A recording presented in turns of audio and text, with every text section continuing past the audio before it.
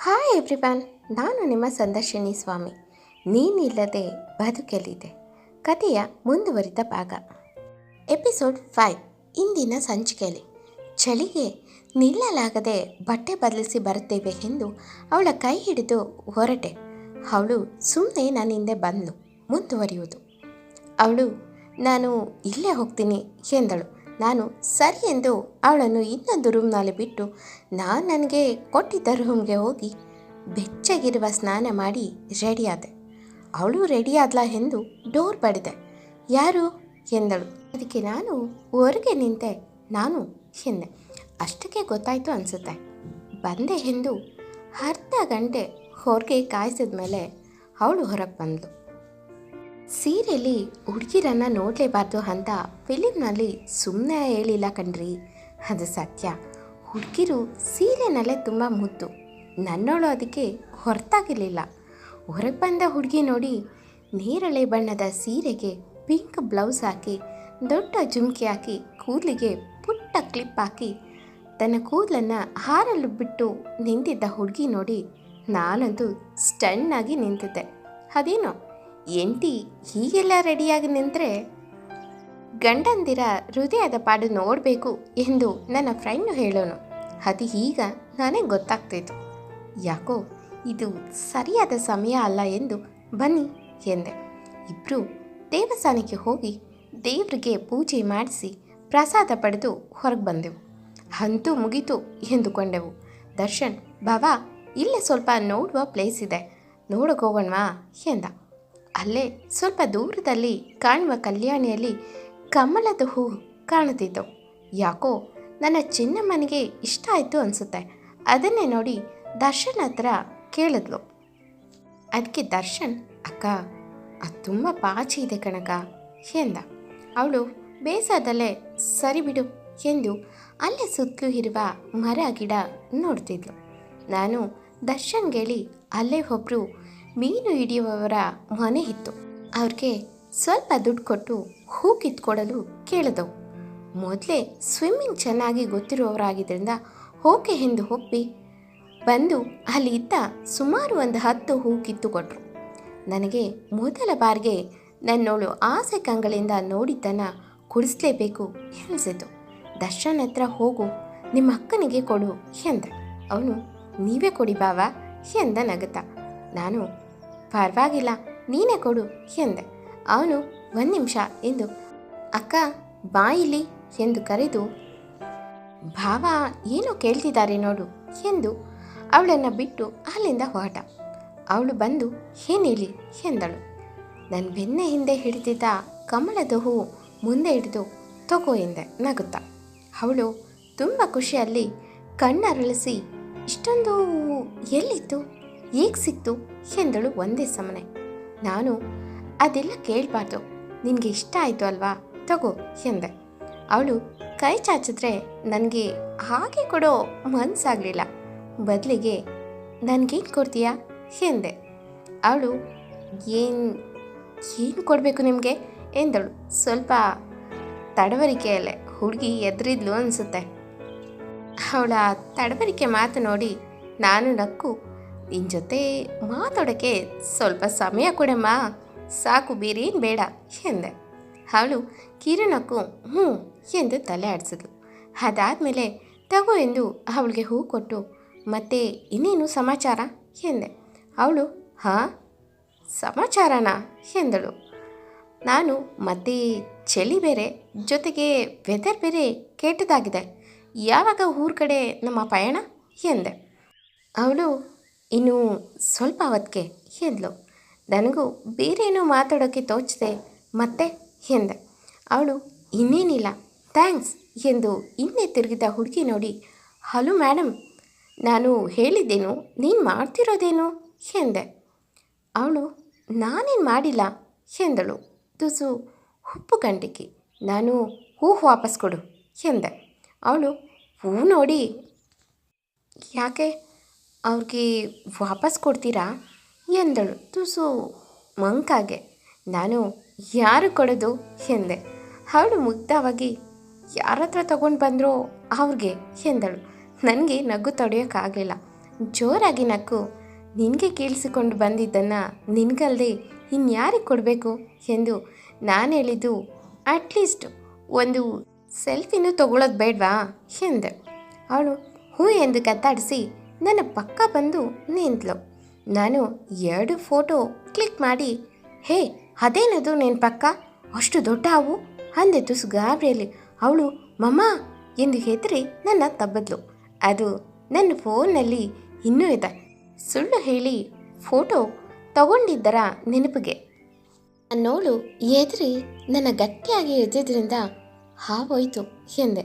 ಅವಳು ನನ್ನ ಜರ್ಕಿನ್ ಬಿಟ್ಟು ಸ್ವಲ್ಪ ದೂರ ನಿಂತಳು. ತುಸು ಮುಜುಗರದಲ್ಲೇ ನಾನು ನಕ್ಕು, ನೀನು ಸ್ವಲ್ಪ ಇಲ್ಲೇ ನಿಲ್ಲು, ನಾನು ಫೋಟೋ ತಗೋತೀನಿ, ಈ ಸೀರೆನಲ್ಲಿ ತುಂಬ ಮುದ್ದ ಕಾಣ್ತಿದ್ಯಾ ಎಂದೆ. ಅವಳು ಏನು ಬೇಡ ಎಂದು ಹೋಗುತ್ತಿದ್ದ ಹುಡುಗಿ ನೋಡಿ, ಧರಣಿ ಬಾ ಇಲ್ಲಿ ಎಂದೆ ನನ್ನ ನಾದಿನಿನ. ಅವಳು ಬಂದ್ಲು.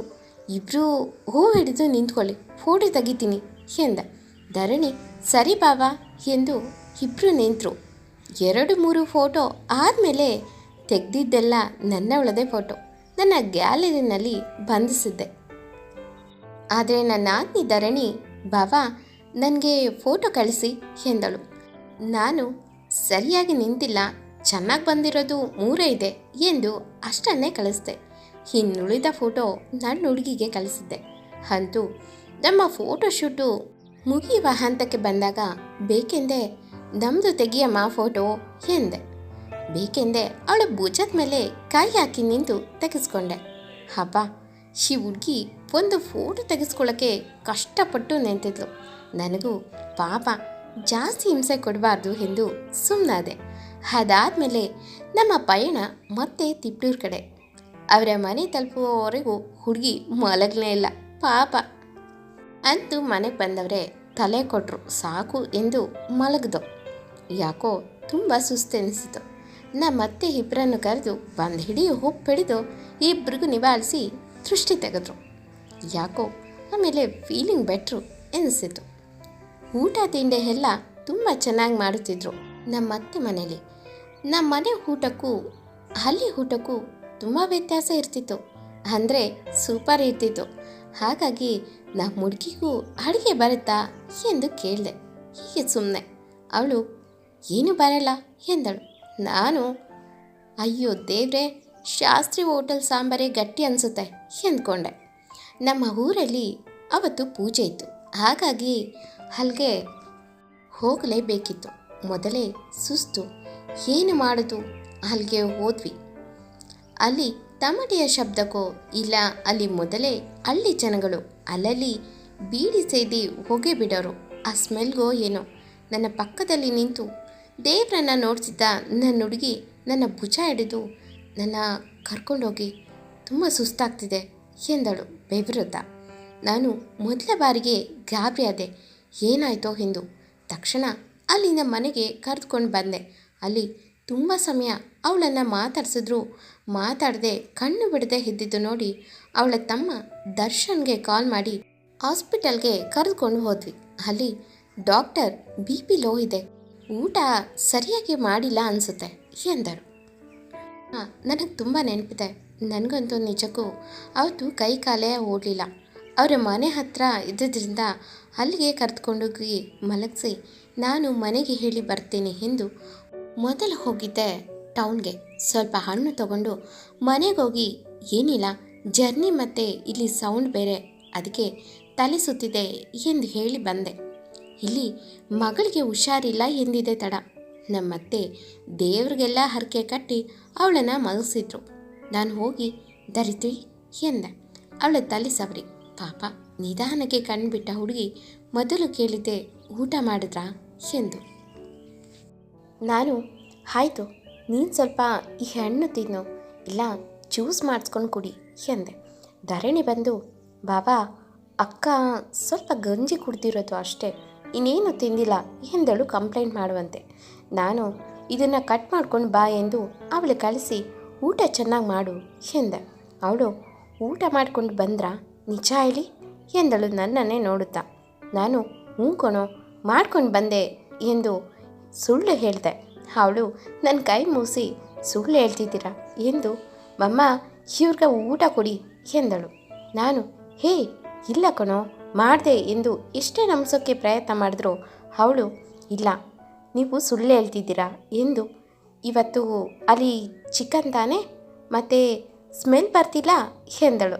ನಾನು ಈ ಟೈಮ್ನಲ್ಲಿ ಲಾಜಿಕ್ ಮಾತಾಡ್ತಿದ್ಯಾ ಎಂದು ನಕ್ಕು ಬೇಡ ಕಣೋ ನನಗೆ ಹಸಿವಾಗ್ತಿಲ್ಲ ಎಂದೆ. ಅಷ್ಟೊತ್ತಿಗೆ ನಮ್ಮತ್ತೆ ತಟ್ಟೆ ಹಿಡಿದು ಬಂದೇ ಬಿಟ್ಟರು. ಎಷ್ಟು ಹೇಳಿದ್ರು ಕೇಳದೆ ಊಟ ಬಡಿಸಿದ್ರು. ನಾನು ಅವಳನ್ನೇ ನೋಡಿದ್ರೆ ಅವಳು ಊಟ ಚೆನ್ನಾಗಿ ಮಾಡಬೇಕು ಎಂದು ನಕ್ಕು ಮಲಗಿದ್ಲು. ನಾನು ನಮ್ಮ ಅತ್ತೆ ಹೋಗುವವರೆಗೂ ಸುಮ್ಮನಿದ್ದು ನೋಡು ನಾನು ಊಟ ಮಾಡಬೇಕು ಅಂದರೆ ನೀನು ಒಂದು ತುತ್ತು ತಿನ್ನು ಎಂದೆ. ಅವಳು ಇಲ್ಲ ಬೇಡ ಎಂದಳು. ಕೊನೆಗೆ ನನ್ನ ಬಲವಂತವಕ್ಕೆ ಓಕೆ ಎಂದು ಕೈ ಚಾಚಿದ ಹುಡುಗಿ ಕೈಗೆ ಕೊಡದೆ ಬಾಯಿ ಮುಂದೆ ತುತ್ತಿಡಿದೆ. ಹೀಗೆ ಊಟ ಮಾಡು ಎಂದೆ. ಅವಳು ಸ್ವಲ್ಪ ಸಮಯ ಹಾಗೇ ಸುಮ್ಮನೆ ನೋಡಿ ಬಾಯಿ ತೆರೆದ್ಲು. ನಾನು 2-3 ತುತ್ತು ಬಲವಂತ ಮಾಡಿ ತಿನ್ನಿಸ್ದೆ. ಕೊನೆಗೆ ಸಾಕು ಎಂದಳು. ಊಟ ಎಲ್ಲ ಆಯಿತು ಮಲಗು ಎಂದು ಸುಮ್ಮನೆ ಮಲಗಿದ ನನ್ನ ತೋಳು ಯಾಕೋ ಭಾರ ಎನಿಸಿತು. ನೋಡಿದ್ರೆ ಅವಳು ತಲೆ ಇರಿಸಿ ಮಲಗಿ ಥ್ಯಾಂಕ್ಸ್ ಎಂದಳು. ಅವಳ ಕಣ್ಣಲ್ಲಿ ನೀರಿತ್ತು. ಯಾಕೋ ತುಂಬ ಹುಡುಗಿ ಎಮೋಷ್ನಲ್ ಆಗಿದ್ಲು. ಅದಕ್ಕೆ ಕಾರಣ ಅವರಪ್ಪ ಎಂದು ಮುಂದೆ ಗೊತ್ತಾಯಿತು. ಅವಳ ಕಣ್ಣೀರು ನೋಡಿದ ನಾನು ಯಾಕೋ ಏನಾಯಿತು ಎಂದು ಮೇಲೆ ಹೇಳಲು ಹೋಗುತ್ತಿದ್ದವನ ನನ್ನ ಹಾಗೆ ಮಲಗಿ ಎಂದು 5 ನಿಮಿಷ ಹಾಗೆ ಇದ್ಲು. ನಾನು ನೀನು ಯಾಕೆ ಅಳ್ತಿದ್ಯಾ ಎಂದೆ. ಇಷ್ಟು ಕೇರ್ ಮಾಡಿದ್ದಕ್ಕೆ ಥ್ಯಾಂಕ್ಸ್ ಎಂದಳು. ಆಗ ನಾನು ಒಂದು ಮಾತು ಹೇಳಿದೆ. ನೀನು ನನ್ನ ಹೆಂಡ್ತಿನ ನಾನೇ ತಾನೇ ನೋಡ್ಕೊಳ್ಬೇಕು, ಅದಕ್ಕೆಲ್ಲ ಥ್ಯಾಂಕ್ಸ್ ಯಾಕೆ, ಇದು ನನ್ನ ಡ್ಯೂಟಿ ಎಂದೆ. ಅದೇ ಅನಿಸುತ್ತೆ ನನ್ನೋಳನ್ನು ನಾನು ಗೆಲ್ಲೋ ಹಾಗೆ ಮಾಡಿದ್ದು. ಅಂದಿನಿಂದ ಮೊದಲಿನ ಥರ ಇರದೆ ಚೆನ್ನಾಗೇ ಮಾತಾಡೋಳು. ಊಟ ಮಾಡಿ ವಾಕಿಂಗ್ ಮಾಡಿಕೋ ಇಬ್ಬರು ಜೊತೆಯಾಗಿ. ಹೀಗೆ ಒಂದಿನ ಬೆಳಗ್ಗೆ ಚೆನ್ನಾಗೇ ಇದ್ದವಳು ಮಧ್ಯಾಹ್ನದ ಮೇಲೆ ಹುಡುಗಿ ನನ್ನ ಜೊತೆಗೆ ಮಾತಾಡೋದಿರಲಿ ನನ್ನ ಕಡೆ ಕೂಡ ನೋಡ್ತಿರ್ಲಿಲ್ಲ. ನಾನು ಸಡನ್ನಾಗೆ ಇದೇನಪ್ಪ ಈ ಹುಡುಗಿ ಹೀಗೆ ಓಡಾಡ್ತಿದ್ದೆ, ನನ್ನ ಕಡೆ ನೋಡಿದೆ ನಾನೇನು ಮಾಡಿದೆ ಇವಳಿಗೆ ಬೇಜಾರಾಗೋ ಅಂಥದ್ದು ಎಂದು ಯೋಚಿಸಿದೆ. ಅದಕ್ಕೆ ಕಾರಣ ಸಂಜೆ ಗೊತ್ತಾಯಿತು. ಅಂದು ನಮ್ಮಿಬ್ಬರ ಮೊದಲ ರಾತ್ರಿ ಅಂತ. ಸಂಜೆ ನಮ್ಮ ಮನೆಯವರೆಲ್ಲ ಶಾಸ್ತ್ರಕ್ಕೆ ಏನು ಬೇಕೋ ಅದನ್ನೆಲ್ಲ ತಂದರು. ಊಟ ಎಲ್ಲ ಮುಗೀತು. ನನಗೆ ಸ್ನಾನ ಮಾಡೋಕ್ಕೆ ಹೇಳಿದರು. ಆಗಲೇ ನಮ್ಮ ಹುಡುಗಿಗೆ ಸ್ನಾನ ಮಾಡಿಸಿ ಅವಳ ಕೈಯಲ್ಲಿ ಏನೋ ಪೂಜೆ ಮಾಡಿಸ್ತಿದ್ರು. ನನಗೂ ಹೇಳಿ ಪೂಜೆ ಮಾಡಿಸಿದ್ರು. ರೂಮ್ ವಾತಾವರಣ ಮತ್ತೆ ಅಂತಿತ್ತು. ನನಗೆ ತಲೆ ಒಮ್ಮೆ ದಿಮ್ಮ ಅನಿಸಿತು. ಸ್ವಲ್ಪ ಸಮಯಕ್ಕೆ ನನ್ನ ಹುಡುಗಿ ಕ್ರೀಮ್ ಕಲರ್ ಸೀರೆ ಹುಟ್ಟು, ಮುಡಿಯಲ್ಲಿ ಮಲ್ಲಿಗೆ, ಕೈಯಲ್ಲಿ ಹಾಲಿನ ಲೋಟ. ಬಟ್ ಏನೋ ಮಿಸ್ಸಿಂಗ್ ಅನಿಸ್ತು. ಏನು ಅಂದರೆ ಹುಡುಗಿ ಮುಖದಲ್ಲಿ ನಗು ಇರಲಿಲ್ಲ. ನಾನು ಏನೂ ಮಾತಾಡಲಿಲ್ಲ. ಹುಡುಗ ಹಾಗೆ ನನಗೆ ಒಂಥರ ಮುಜುಗರ ಆಗ್ತಿದ್ರಿಂದ ಇನ್ನು ಹುಡುಗಿಗೆ ಇನ್ನೇಗಿರಬೇಕು ಎಂದ್ಕೊಂಡು ನಾನೇ ಮೊದಲು ಮಾತಾಡಿದೆ. ಏನಾದರೂ ತಿಂತೀಯಾ ಎಂದೆ. ಅವಳು ಇಲ್ಲ ಎಂದು ಕತ್ತಾಡಿಸಿದ್ಲು. ನಾನು ಟ್ಯಾಬ್ಲೆಟ್ ತಗೊಂಡ ಎಂದೆ. ಅದಕ್ಕೂ ಹ್ಞೂ ಎಂದು ಮತ್ತದೇ ರೀತಿಯಲ್ಲಿ ಕತ್ತಾಡಿಸಿದ್ಲು. ನಾನು ಅವಳ ಕೈಯಲ್ಲಿ ಇದ್ದ ಹಾಲಿನ ಗ್ಲಾಸ್ ತೆಗೆದು ಟೇಬಲ್ ಮೇಲೆ ಇಟ್ಟು ಅವಳ ಭುಜ ಹಿಡಿದು ಇಲ್ಲಿ ನೋಡು ಎಂದೆ. ಅವಳು ಗಟ್ಟಿಯಾಗಿ ಕಣ್ಮುಚ್ಚಿದ್ಲು. ಅವಳನ್ನು ನೋಡಿ ಹೆದರಬೇಡ, ನೀನು ಮೊದಲಿನ ಥರ ನನ್ನ ಹತ್ರ ಮಾತಾಡಿದ್ರೆ ಸಾಕು ಸರಿನಾ, ಈಗ ಮಲಗು ಎಂದೆ. ಕತೆ ಮುಂದುವರಿಯುವುದು. ಎಂದಿನಂತೆ ಈ ಸಂಚಿಕೆ ನಿಮಗೆ ಇಷ್ಟವಾಗಿದ್ದರೆ ಕಮೆಂಟ್ ಮಾಡಿ, ಲೈಕ್ ಮಾಡಿ, ಶೇರ್ ಮಾಡಿ. ಹಾಗೆ ಈ ಕಥೆಯ ಹೆಚ್ಚಿನ ಎಪಿಸೋಡ್ಗಾಗಿ ನನ್ನ ಚಾನಲ್ಗೆ ಸಬ್ಸ್ಕ್ರೈಬ್ ಆಗಿ ಪಕ್ಕದಲ್ಲಿರುವ ಬೆಲ್ ಐಕನ್ನ ಕ್ಲಿಕ್ ಮಾಡಿ. ಇದರಿಂದ ನನ್ನೆಲ್ಲ ಕಥೆಗಳ ನೋಟಿಫಿಕೇಷನ್ ನಿಮಗೆ ಸಿಗುತ್ತೆ. ಧನ್ಯವಾದಗಳು.